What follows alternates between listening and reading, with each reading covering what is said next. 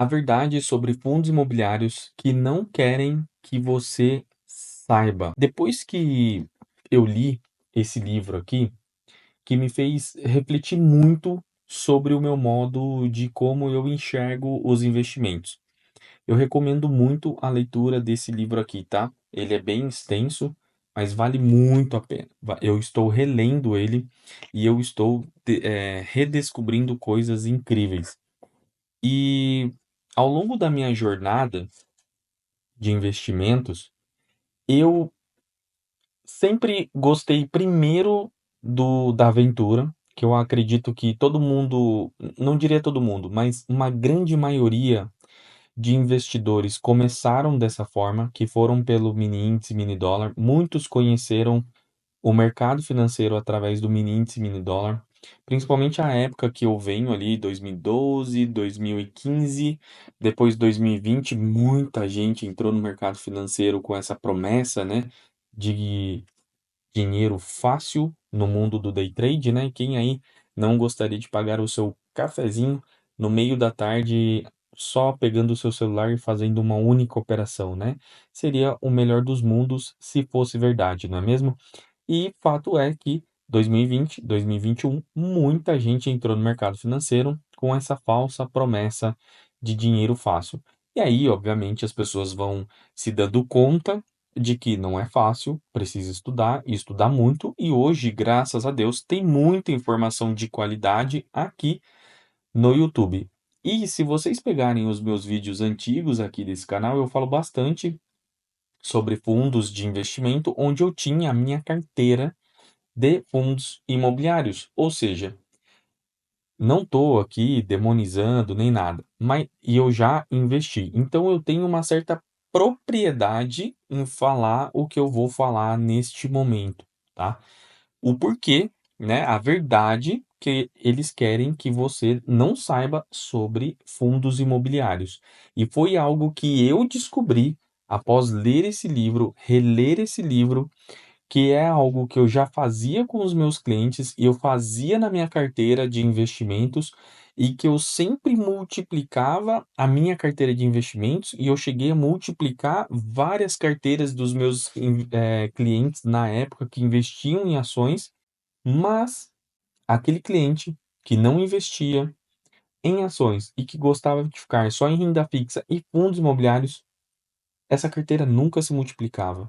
Antes de falar o porquê, eu gostaria de pedir uma ajuda. Se você acha que esse vídeo ou outro vídeo que você tenha visto aqui tenha sido relevante para você, eu te peço encarecidamente que você curta esse vídeo, né? Me ajuda muito a saber se você está gostando desse tipo de conteúdo ou não.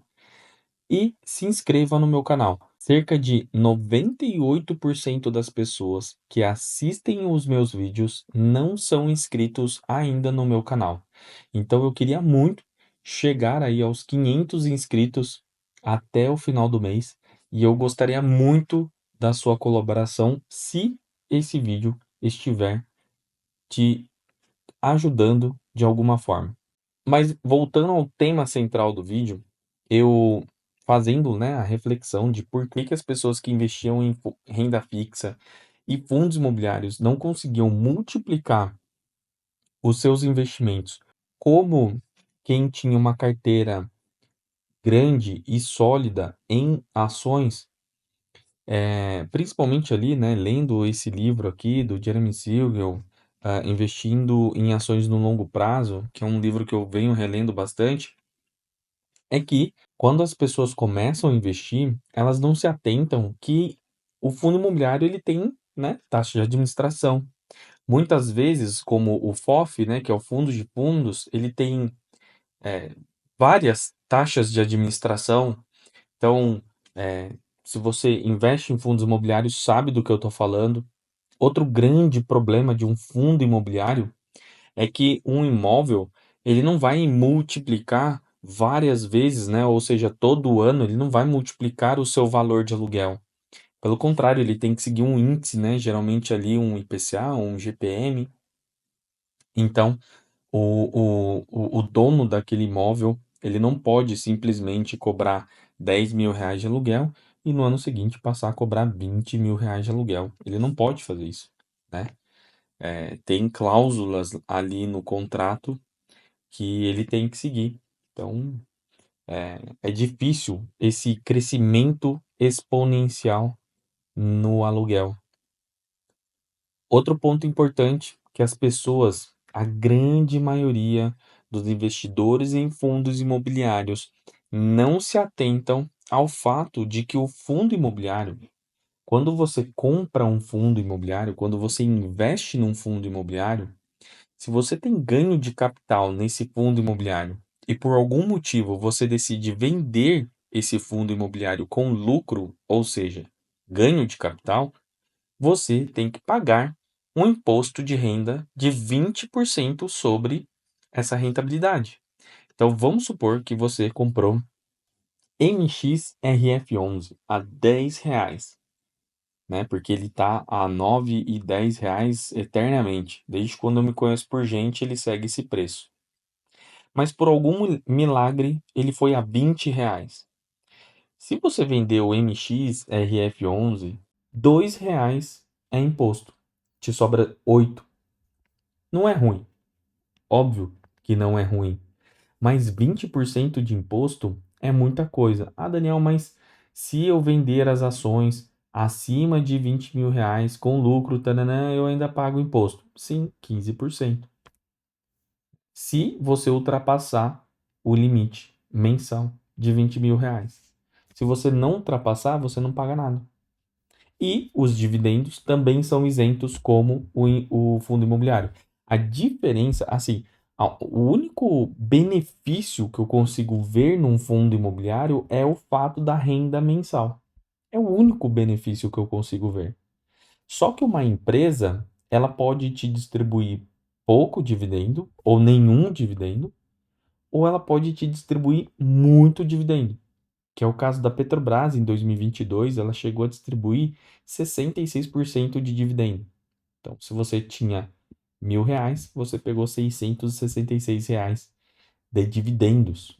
Você quase que dobrou seu patrimônio apenas em um ano investido em Petrobras. Verdade seja dita, de 2015 a 2018, Petrobras sofreu muito, mas é uma excelente empresa. É uma excelente empresa, boa pagadora de dividendos, geradora de caixa. É uma boa empresa. Fundo imobiliário MXRF11, por exemplo, que é um dos maiores fundos imobiliários do Brasil, da Bolsa Brasileira, né, da B3. É um fundo imobiliário que simplesmente ele não sai do lugar. Se nós dermos uma olhada aqui no MXRF11, se a gente observar aqui, o MXRF11 ele não sai desse patamar, né, de R$ 9, R$ 11, ele fica variando aqui, né?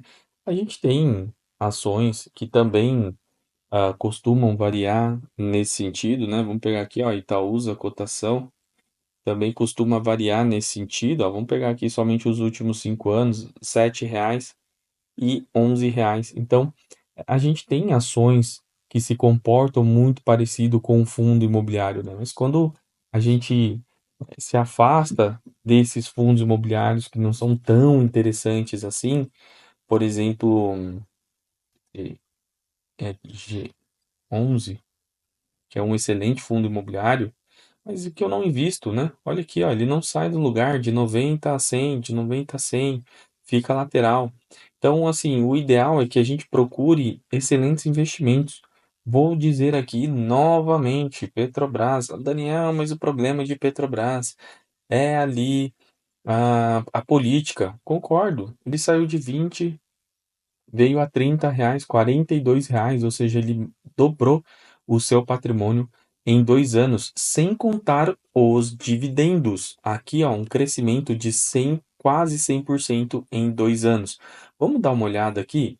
Aqui nós temos o IFIX, tá? O IFIX, se você não sabe o que é o IFIX, é o Índice Geral de Preços é um índice, né, de fundos imobiliários aqui, tá? É como se fosse o Ibovespa dos fundos imobiliários. Aqui a gente tem em 2020 e ele derrete aqui, né, na crise de 2020 ali, né, foi algo que aconteceu no mercado financeiro. Muita gente entra nesse momento aqui no mercado financeiro e as pessoas, elas ganham muito dinheiro neste momento. Só que, assim como teve muita gente que entrou em 2020, teve muita gente que entrou em 2019 e 2018, mas principalmente ali em 2019. O boom de CPF na bolsa de investimento, na bolsa de valores, foi em 2019, quando o Jair Messias Bolsonaro, né, aqui sem entrar no mérito se o cara foi bom ou não, em 2019 eu já vinha falando em vários vídeos, foi o melhor ano da minha vida profissional e de investimentos, porque tudo que você comprava se valorizava, valorizava muito. Então teve muita gente que ganhou muito dinheiro. Graças a Deus, eu fui um deles que eu consegui agregar valor demais para os meus clientes, mas não foi investindo em fundos imobiliários. Não foi investindo em fundos imobiliários que eu trouxe um rendimento muito expressivo para os meus clientes. Mas os fundos imobiliários, qualquer merda que você comprava, o bagulho ele simplesmente, né, subia muito, cara. Subia muito. Olha aqui esse gráfico de fundo imobiliário, né, do IFIX. E aí veio a crise, então muita gente deixou de dinheiro na mesa, muita gente começou a ter rentabilidade negativa, e depois, né, assim como as ações, os fundos imobiliários se recuperaram bem e ficaram um bom tempo de lado. Assim como os fundos imobiliários, o Ibovespa foi muito parecido. Olha aqui como foi muito parecido o Ibovespa. Deixa eu ver se eu consigo tirar aqui o. Então aqui tá o Ibovespa. O Ibovespa, como eu disse, né, ele teve um crescimento muito forte em 2018, 2019, não tão forte como o IFIX, mas também foi um ano muito bom, onde você comprava qualquer merda na bolsa de valores, qualquer empresa merda, ela se valorizava, mas se valorizava muito. Então, 2019 foi um ano muito incrível para as ações e para os fundos imobiliários.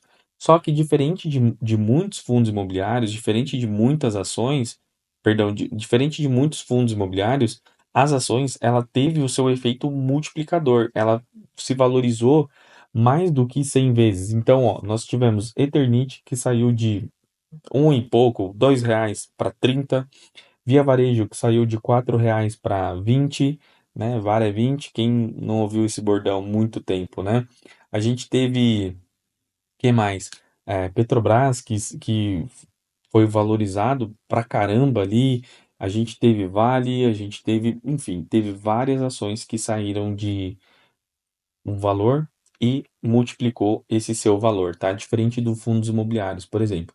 E em 2020 a gente teve ali a queda, né? A questão da crise, muita gente também começou a entrar, começou a investir neste momento e teve gente que ganhou muito dinheiro, tá? Eu tive alguns clientes que a gente saiu totalmente de renda fixa nesse momento, porque Selic chegou a 2%.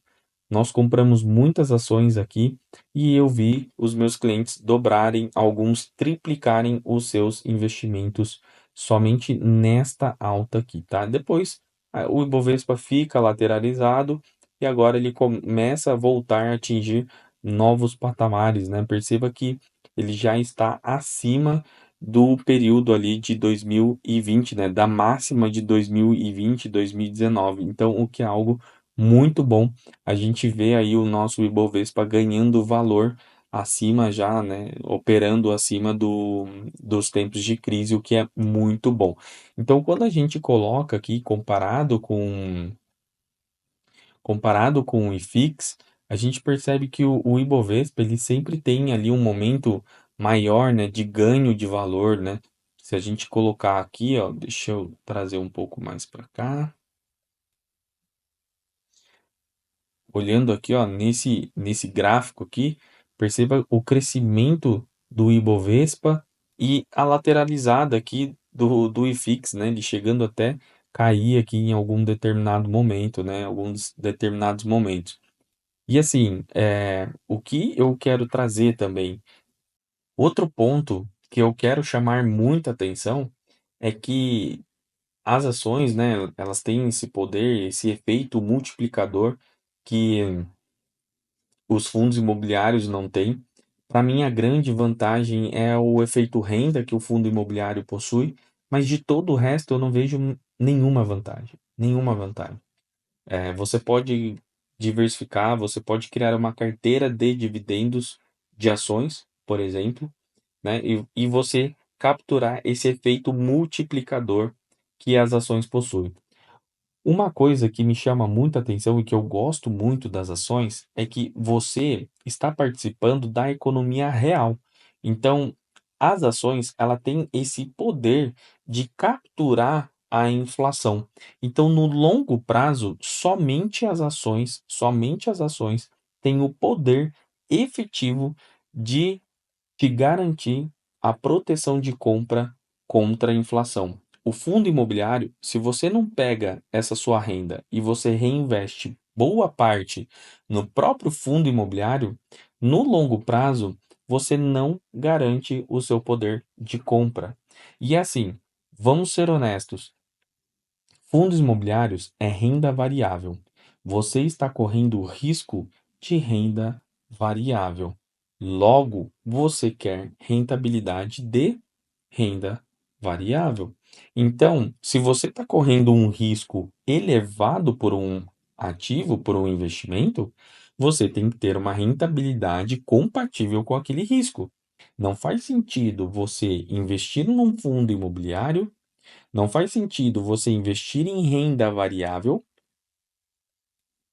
e você ter um retorno de renda fixa. Os fundos imobiliários, ele vai te dar um retorno, ele vai te dar uma renda equivalente a uma renda fixa. Alguns casos que nós estamos agora com as taxas Selic a 14,25%, os fundos imobiliários eles rendem até menos do que a renda fixa. Então, para mim, não faz o menor sentido você tomar um risco elevado de mercado, você tomar um risco elevado de renda variável para ter um retorno inferior até mesmo do que a renda fixa. Logo, você, logo, para mim, faz mais sentido dentro da minha estratégia, investir em renda variável para ter rentabilidade de renda variável, para ter o efeito multiplicador de renda variável e, principalmente, manter o meu poder de compra no longo prazo. Então, se você está interessado em saber como é que eu invisto, quer entender um pouco mais da minha estratégia, eu vou deixar um link aqui nos comentários onde você, por um preço menor do que uma pizza, vai poder entender do que eu estou falando, entender aquilo que eu faço no meu dia a dia, e como eu tenho feito para multiplicar o meu patrimônio, assim como eu já fiz com o meu patrimônio, eu já fiz com o patrimônio de muitos outros dos meus antigos clientes, né, que hoje eu não tenho mais esses clientes, eu decidi aí largar a assessoria de investimento que eu fiz por muitos anos e eu vou trazer toda essa inteligência que eu já apliquei nesses investimentos, na carteira dos investimentos desses meus clientes, na minha carteira de investimento, para você, por menos de uma pizza e ainda você garante aí uma garantia de 7 dias, onde você pode comprar, ver e se não gostar, eu te devolvo o seu dinheiro de volta sem nenhuma burocracia, sem precisar se explicar. Beleza? Espero que você tenha gostado desse vídeo e até uma próxima.